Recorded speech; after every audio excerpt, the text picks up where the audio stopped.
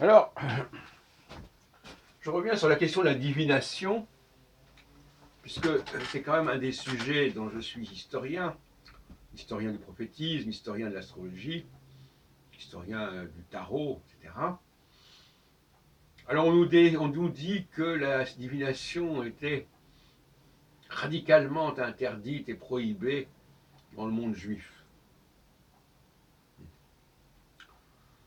Et que, par conséquent, les prophètes ne pouvaient pas être des devins.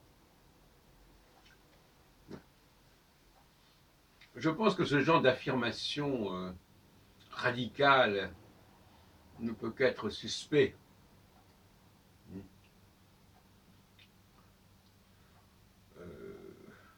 Et ce qui est surtout suspect, ce sont les amalgames. Les personnes qui parlent de la prohibition de la divination incluront-elles ou pas l'astrologie dans leurs propos? C'est toute la question.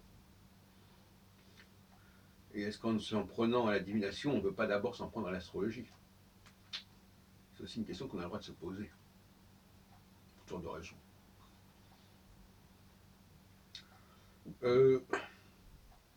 Il y a un malaise sur ce sujet, parce que d'une certaine manière, je rappelle que j'ai écrit en 85, publié en 85, Le monde juif et l'astrologie, sur d'un vieux couple, qui reprenait ma thèse de 79, sous la direction de Georges Vaïda. Il y a des traductions très biaisées qui font dire à certains termes hébraïques que ça touche à l'astrologie. Or, d'un point de vue théologique, il est évident que les astres ont un rôle à jouer dans le plan divin. Bon. Donc, de ce point de vue-là, toute attaque contre l'astrologie serait malvenue. Vous me l'accorderez. Cela dit, il peut y avoir des formes de divination beaucoup plus suspectes, comme par exemple la nécromancie, le fait d'interroger les morts, même si je connais assez bien ce sujet et que j'ai eu beaucoup d'occasions de fréquenter les médiums, mais il est certain que ça n'est pas du même ordre que l'astrologie.